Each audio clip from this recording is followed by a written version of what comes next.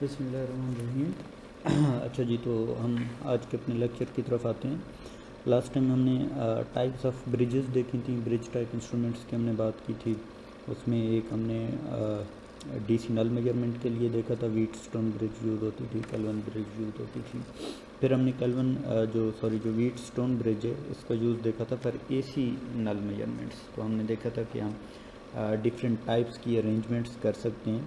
इसमें जो हमने डिस्कस की थी वो तो थी कि कैपेसिटर अगर हम यूज़ करें फॉर द सेम केस, उसी बुक में से आप देख सकते हैं कि अगर हम इंडक्टर यूज़ करें फिर भी सेम फार्मूलाज अप्लाई होंगे।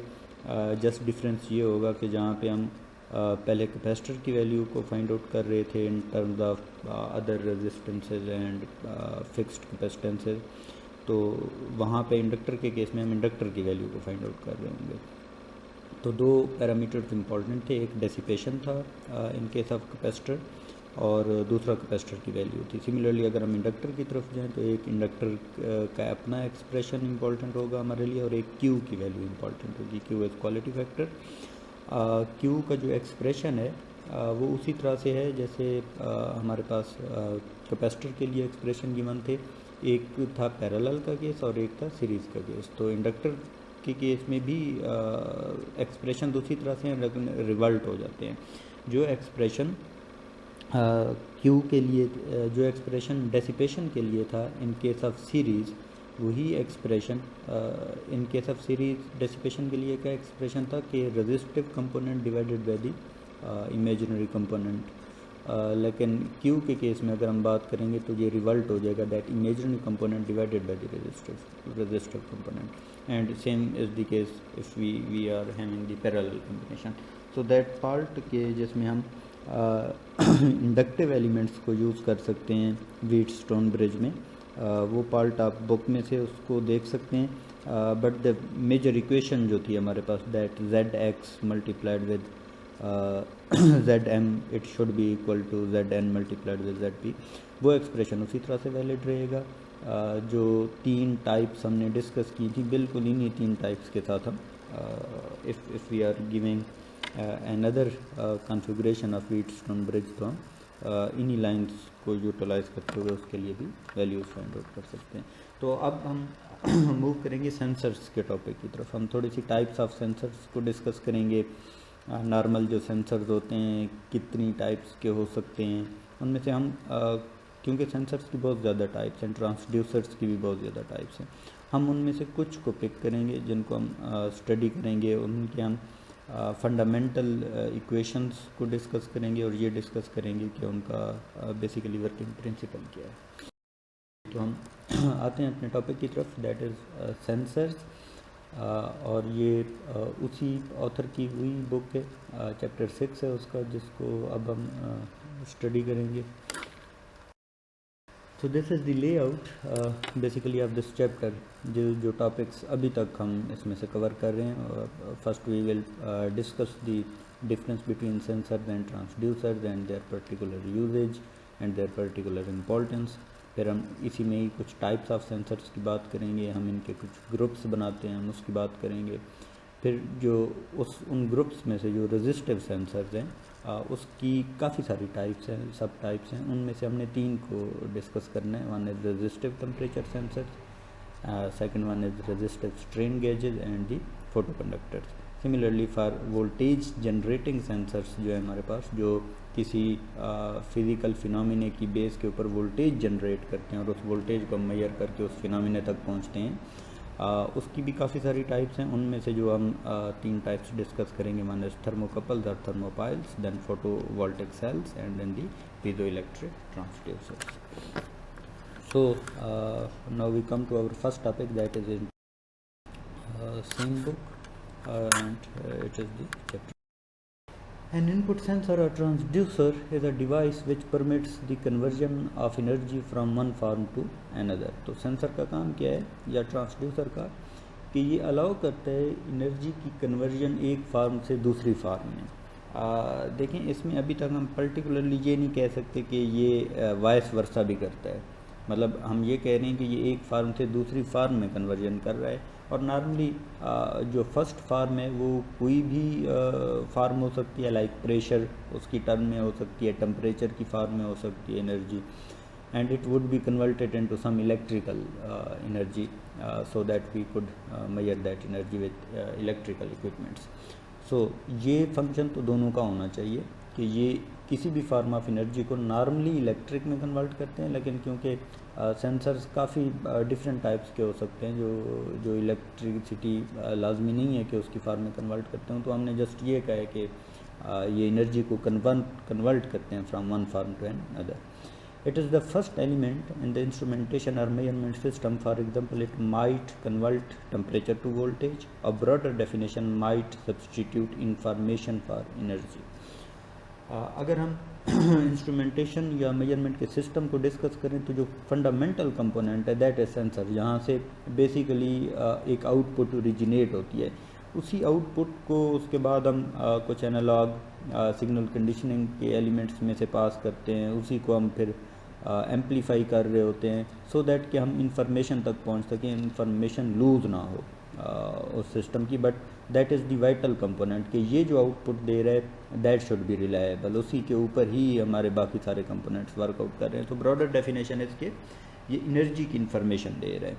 हम we are having the information of energy जो किसी फिनोमिना की वजह से जनरेट हुई है, and then based on the value of that energy हम वापस उस फिनोमिना की तरफ पहुंच जाते हैं कि उसकी क्या वैल्यू होगी. Let's suppose temperature if being converted into voltage, then the particular output will basically tell us about the actual temperature जो उस सेंसर को उस टाइम मिला होगा.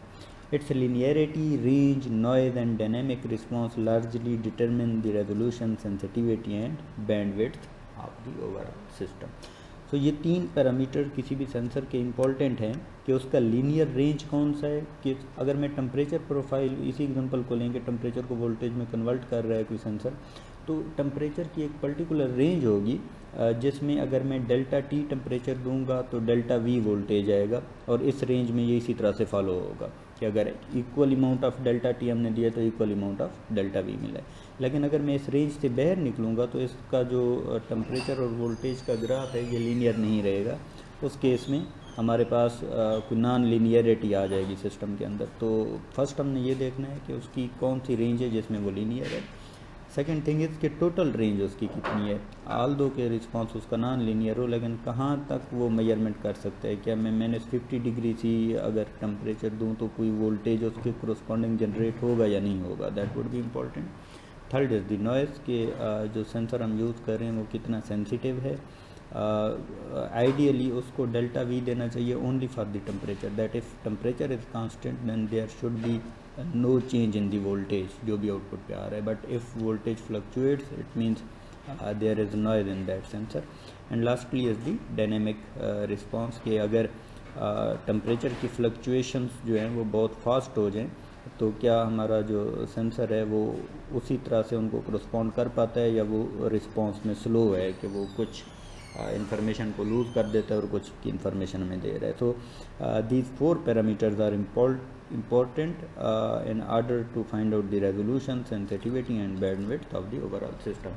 और resolution, sensitivity और bandwidth की क्या इंपॉर्टेंस है ये हम ऑलरेडी पिछले चैप्टर्स में इसको डिस्कस कर चुके. अच्छा जी, तो ट्रांसड्यूसर क्या चीज़ है और किस तरह से इसको हम डिफ्रेंशिएट कर रहे हैं from that of sensor. A transducer is a device that in some way obeys reciprocity. किस तरह से the physical input quantity is converted to an output voltage, and if a voltage is applied to the output terminal the input quantity is generated at the input surface of the transducer. तो जो भी input इसकी है ये उसके corresponding कोई voltage generate करेगा, लेकिन अगर हम इसको एक वोल्टेज खुद से दे दें तो उसके कोरस्पॉन्डिंग ये उस क्वांटिटी को अपनी सरफेस के ऊपर जनरेट करेगा, that is transducer. Examples of transducer include piezoelectric crystals used to sense force or pressure, and electrodynamic devices such as loudspeakers, and DD or Sonwell meter movements. Obviously, not all sensors are transducer. जी हम पहले भी discuss कर चुके हैं that sensor is a bigger picture. अगर हम उसकी बात करें all transducers would be definitely sensors, but all sensors are not necessarily the transducers.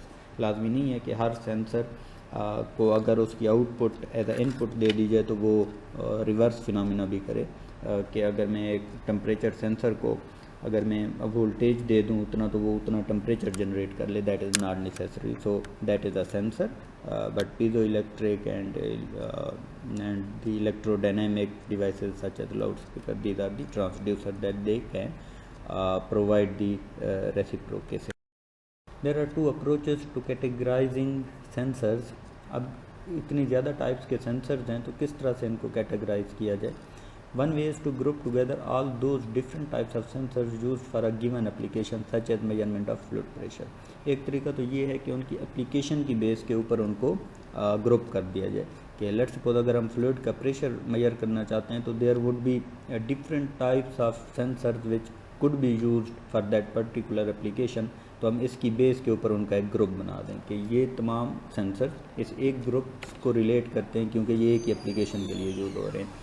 दूसरा तरीका क्या है, another method is to group the sensors on the basis of mechanism by which they work, such as the generation of an open circuit voltage due to the input quantity under measurement or change in resistance proportional to the quantity under measurement. तो दूसरा तरीका क्या है कि जिस basic phenomena के ऊपर sensor work करता है उसकी बेस के ऊपर सेंसर्स के ग्रुप्स बना दिए जाएँ. जैसे कुछ सेंसर्स हैं वो वर्क करते हैं कि अगर टेम्परेचर इंक्रीज़ हो तो उनकी रेजिस्टेंस इंक्रीज़ हो जाती है.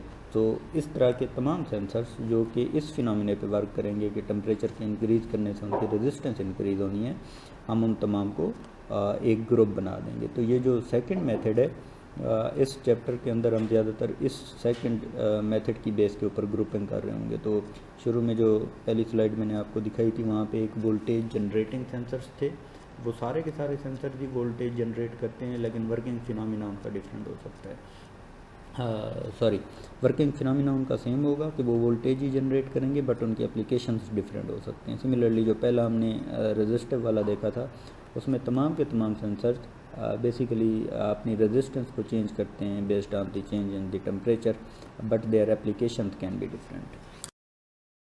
Okay, so now we comes to the resistive sensor. हम इनको डिस्कस करेंगे. हमने डिस्कस किया कि इसकी फर्दर 3 सब कैटेगरीज को हमने डिस्कस करना है. वैसे इसकी कैटेगरीज ज़्यादा हैं, 3 से भी ज़्यादा हैं, बुक में आपको मिल जाएंगी, but we would be focusing on these 3 categories. So what is the resistive sensors, or what is the basic principle for resistive sensors? As the input quantity varies, the resistance of practically all resistive sensors varies around some baseline or average value R0. तो R0 एक particular value होगी इसकी based on the change in the temperature या input quantity हम उसको कह रहे हैं, उसकी बेस के ऊपर इसकी वैल्यू कम या ज़्यादा होगी फ्राम R0. लेकिन R0 एक बेस लाइन है या एवरेज वैल्यू है जो कि हमें हर टाइम मिल रही होगी. Consequently, the most widely used means for converting the change in resistance due to the input to an output voltage is to include the transducers as an arm of Wheatstone bridge. तो अब अगर हम ये जो resistance में change आ रहा है इसको दोबारा कन्वर्ट करना चाहते हैं कि आउटपुट वोल्टेज में क्या चेंज आया है, because in the end if we are having the electrical equipments तो we would like to measure the change in voltage और चेंज इन करंट और फिर हम उसकी बैक कैलकुलेशन करेंगे. तो जो भी चेंज आएगा रेजिस्टेंस में वो चेंज आउटपुट वोल्टेज को भी चेंज करेगा अगर मैं इसको व्हीटस्टोन ब्रिज में यूटिलाइज़ करूँ, और व्हीटस्टोन ब्रिज हम 4.2 सेक्शन में डिस्कस करके आएंगे. और as the part of constant current loop current, ये जो कांस्टेंट करंट लूप करंट है ये भी उसी 4th चैप्टर में है जिसमें हमने ब्रिजेस कवर की थी, बट ये टॉपिक इंक्लूडेड नहीं है हमारे सिलेबस में तो इसको हमने कवर आउट नहीं किया था. But here the author is telling कि अगर हम इसको व्हीटस्टोन ब्रिज में यूज़ कर लें इस रजिस्टर को या इस रजिस्टर को हम कांस्टेंट करंट लूप सर्किट में यूज़ कर लें, दोनों के केस में ये हमें इंफॉर्मेशन देगा कि कितना रेजिस्टेंस का चेंज आया है. As long as the ratio of delta R over R0 is very much less than 1, the bridge output voltage will be linear with delta R. कि जितना delta R चेंज हुआ होगा आउटपुट भी उतनी ही change हुई होगी।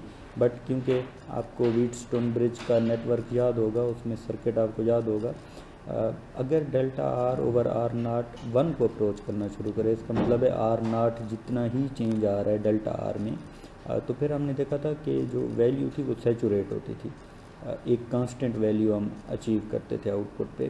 सो the bridge output voltage versus delta R over R naught tends to saturate, hence sensitivity and linearity are lost. तो अगर इतना बड़ा चेंज है तो फिर लिनियरिटी नहीं रहेगी, हम नहीं कह सकते कि डेल्टा आर कितना चेंज हुआ है, बिकॉज हम तो वोल्टेज मेजर कर रहे होंगे और वोल्टेज में कोई चेंज नहीं आ रहा होगा, सैचुरेट हो चुकी होगी। In some resistive sensors such as unbounded strain gauge force sensors, ये अगला जो टॉपिक है हमारा जो स्ट्रेन गेजेस का है, 2 resistors are available whose values increase linearly. 2 हमारे पास रेजिस्टर्स हैं जिनकी वैल्यू लीनियरली इंक्रीज करती है, अगर हम कोई भी फोर्स अप्लाई करें तो R naught plus delta R हो जाती है। And 2 resistors whose values decrease with input. अब ये डिफरेंट टाइप के सब्सटेंसेज होती हैं, कुछ को अगर प्रेशर अप्लाई करें तो उनकी वैल्यू इंक्रीज होती है, कुछ पे अगर प्रेशर अप्लाई करें तो उनकी वैल्यू डिक्रीज होती है। तो उसने क्या किया है, उसने व्हीटस्टोन ब्रिज बनाने के लिए 2 रजिस्टर्स ऐसे लिए हैं जिनकी वैल्यू इंक्रीज़ होती है प्रेशर अप्लाई करने पे, और 2 ऐसे लिए हैं जिनकी वैल्यू डिक्रीज़ होती है प्रेशर अप्लाई करने पे।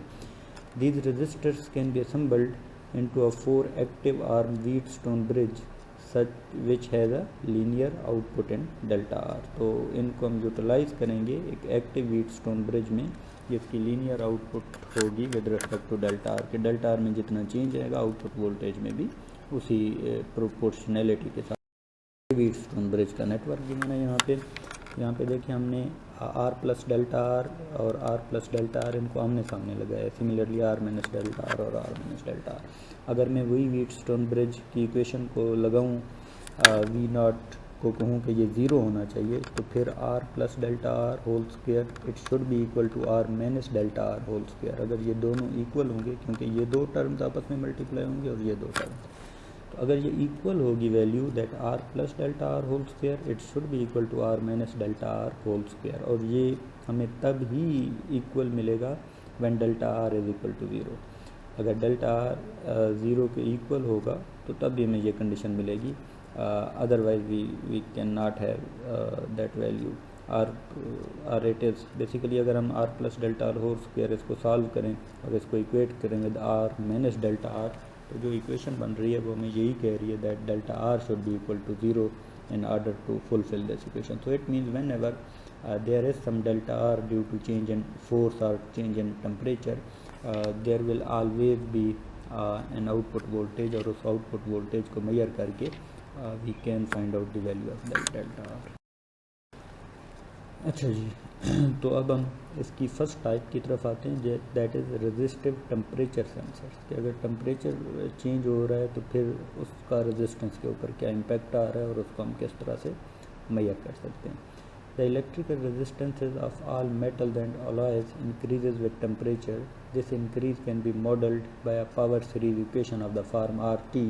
अच्छा, इस फॉर्म को थोड़ा सा मॉडिफाई कर लीजिएगा, ये एक्यूरेटली नहीं लिखी हुई, दैट इज़ बेसिकली मैं अभी आपको बोल के बता रहा हूँ। R T should be equal to R naught is the baseline, और वो जो आर नॉट है वो हम 25 डिग्रीज़ के ऊपर ले रहे हैं टेम्परेचर के ऊपर, तो दैट इज़ वाई हम 25 बाद में मैनेज कर रहे हैं। तो actual equation is R T it should be equal to R naught into 1 plus alpha into T minus T naught plus beta into T minus T naught square, plus इसी तरह से बाकी कॉन्स्टेंट्स ले सकते हैं, gamma into T minus T naught cube and so on. तो ये power equation बन जाएगी हमारे पास। क्या इक्वेशन होगी, R T should be equal to R naught into 1 plus alpha T minus T naught plus beta T minus T naught whole square plus gamma T minus T naught whole cube and so on. So here 25 is taken as the reference temperature, so that is why हम T naught की जगह 25 use कर रहे हैं। The temperature coefficient उसको temperature CO से भी represent करते हैं। For resistive conductor is defined as alpha.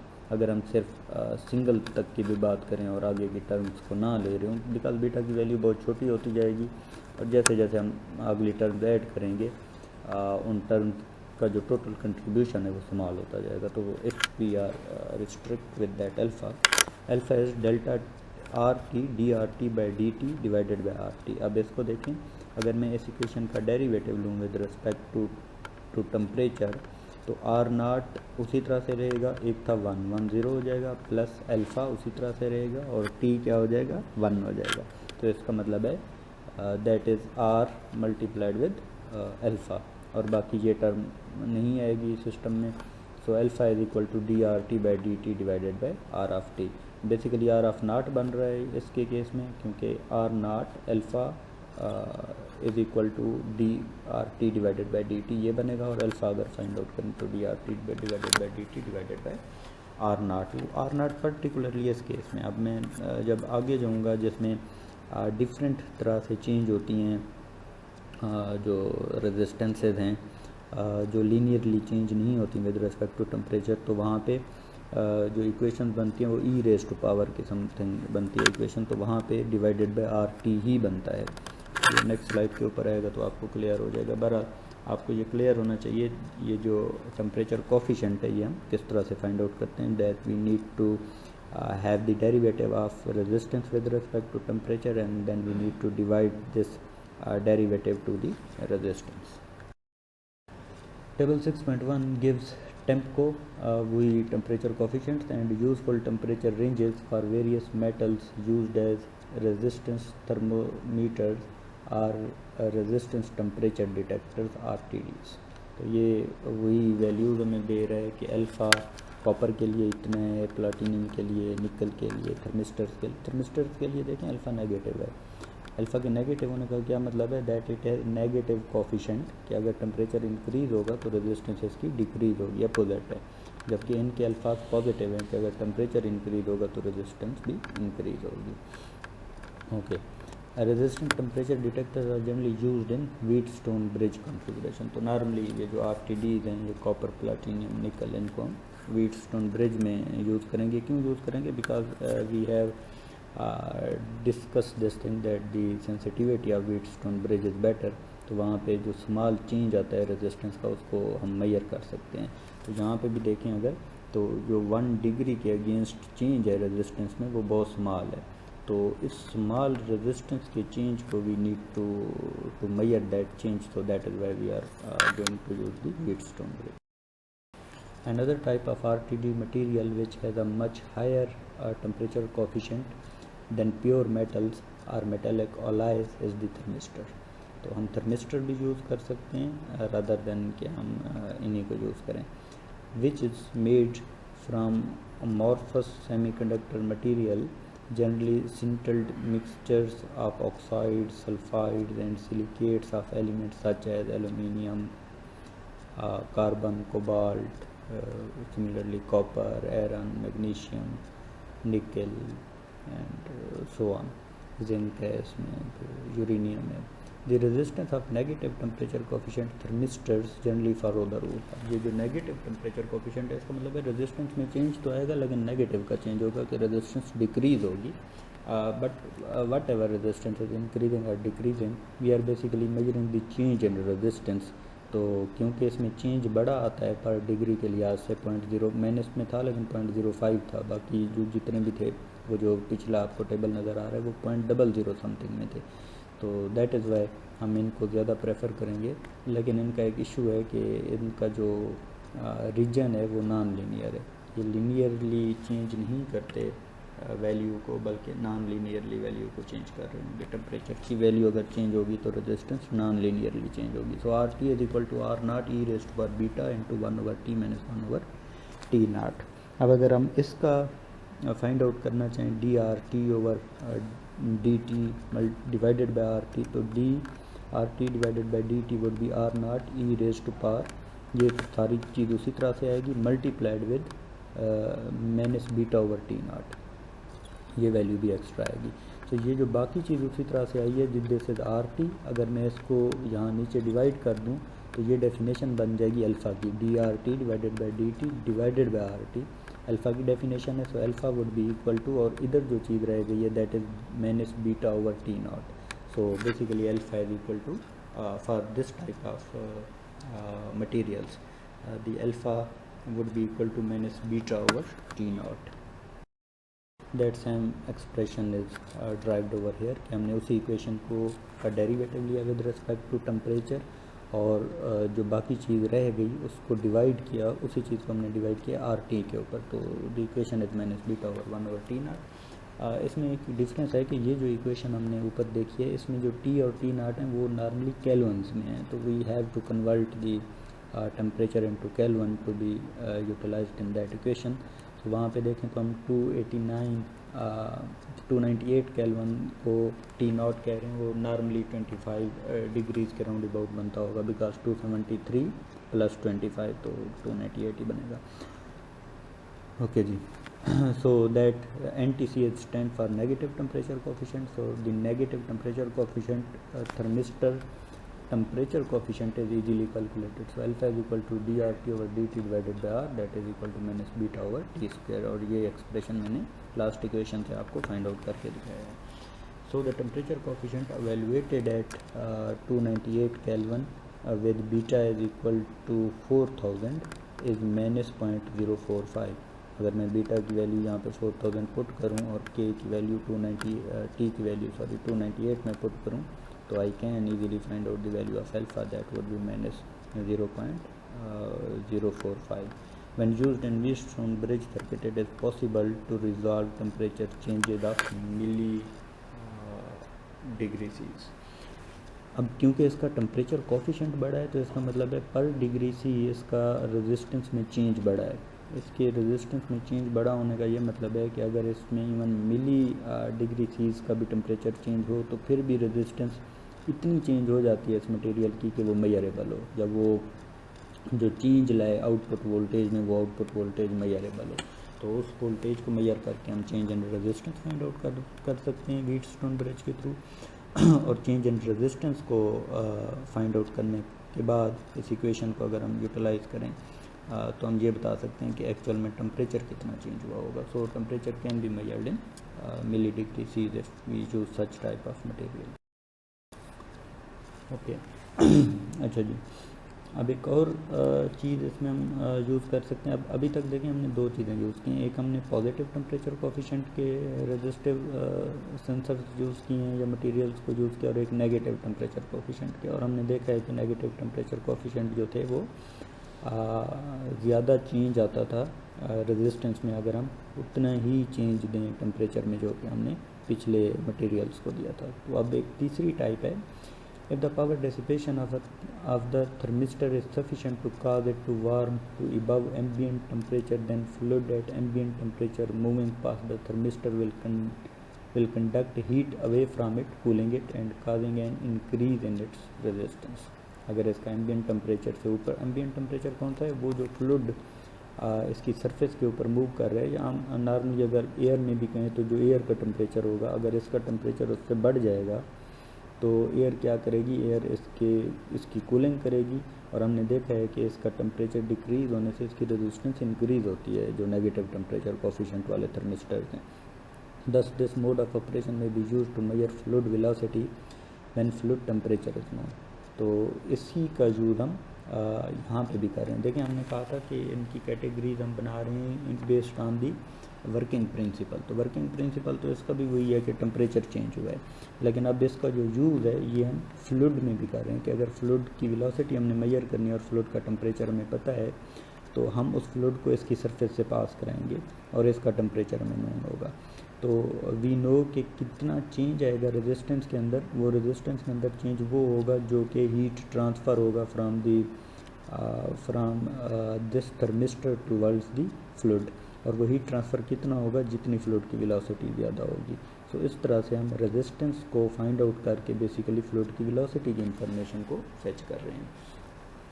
अच्छा जी, तीसरी क्या चीज़ है, डायोड्स और PN junction devices can also be used as temperature sensors. For example, the current in a forward biased diode is given by the well-known approximation ID is equal to IRS e raised to power VD multiplied with Q divided by NKT। ये exponential close हो गया n-1। ये diode शॉपले equation जो हम study करते हैं, that is the fundamental equation जो normally use की जाती है डायोड करंट को फाइंड आउट करने। where VD is the voltage across the diode, positive for forward bias, N is the constant ranging from 1 to 2, K is the Boltzmann constant, T is the junction temperature in Kelvin, and IRS is the reverse saturation current. Experimentally बाकी सारी चीज़ें तो constant हैं, सिर्फ time very कर रहा है, Boltzmann constant है, एन की एक रेंज गिवन है, वीटी वोल्टेज जो आएगा वो कांस्टेंट होगा, but the one thing that is the saturation current IRS ये भी टेम्परेचर पे डिपेंड करता है। और नॉर्मली IRS जो T है वो IRS T नॉट किसी फंडामेंटल टेम्परेचर के ऊपर multiplied with 2 into T minus T not divided by 10। तो इसका ये मतलब है कि हर 10 डिग्री C के चेंज पे जो IRS है वो डबल हो जाएगा। अगर मैं इस इक्वेशन को देखूँ कि IRS अगर यहाँ पे मैं ये कहूँ T minus T not 10 degree C है तो 10 से कैंसिल हो जाएगा, इसका मतलब है 2 times of IRS T not. तो हर 10 डिग्री C के ऊपर जो करंट है IRS है रिवर्स सैचुरेशन करंट वो डबल होता जा रहा है। वेयर IRS आप ये मल्टीप्लाई नहीं है T नॉट के साथ, ये बता रहा है कि ये इसका फंक्शन है। is the reverse saturation current measured at temperature T naught. T naught is generally taken as 300 Kelvin, वही 27 डिग्री C बनेगा ये। The reverse saturation current approximately doubles for each 100 degree C rise in temperature. In general, the current through a forward biased PN junction diode in a simple series circuit with a resistor and a battery will increase, while the voltage across the diode will decrease with increase in temperature. ये भी हमने equation देखी है ना, इस equation को अगर हम सॉल्व करें तो करंट का हमें ये बिहेवियर नज़र आएगा कि टेम्परेचर के इंक्रीज़ करने से इंक्रीज़ हो रहा होगा और जो वोल्टेज है वो डिक्रीज़ हो रहा होगा। Figure 6.3 illustrates a simple Wheatstone bridge circuit which can be used to measure temperature using a diode. In this case, diode forward voltage decreases approximately by 2 millivolt पर डिग्री C। तो इस तरह से अगर हम डायोड के क्रॉस वोल्टेज मेजर कर रहे हैं एंड वी नो कि हर डिग्री C के ऊपर वोल्टेज 2 मिलीवोल्ट डिक्रीज़ हो जाता है फॉरवर्ड का, सो इट मींस कि जो आउटपुट वोल्टेज होगा व्हीटस्टोन ब्रिज का वो भी चेंज होगा।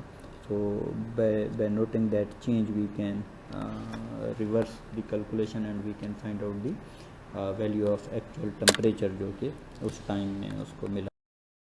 तो दिस इज़ दी नेटवर्क। यहाँ पे वही व्हीटस्टोन ब्रिज हमने नेटवर्क बनाया और यहाँ पे सिर्फ हमने डायोड लगा दिया है।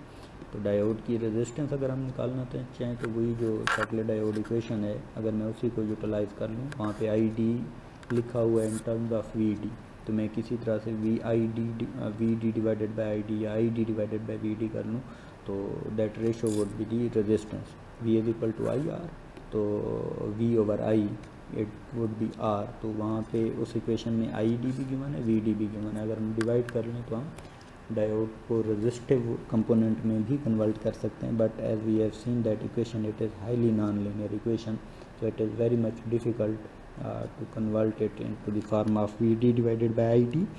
Rather, what we do, we have experimentally proved that the value of VD changes with change in temperature, और इस VD को मेजर करना ज़्यादा ईजी है हमारे लिए, so that is why we stuck with this value। कि अगर VD चेंज होगा बाकी चीज़ें कांस्टेंट हैं, so there would be change in V naught, and depending upon that change in V naught we can find out the value of actual temperature due to which this VD was changed. So that is all about for today's lecture। तो next lecture में इंशाल्लाह हम फिर resistive strain gauges को discuss करेंगे। Thank you very much.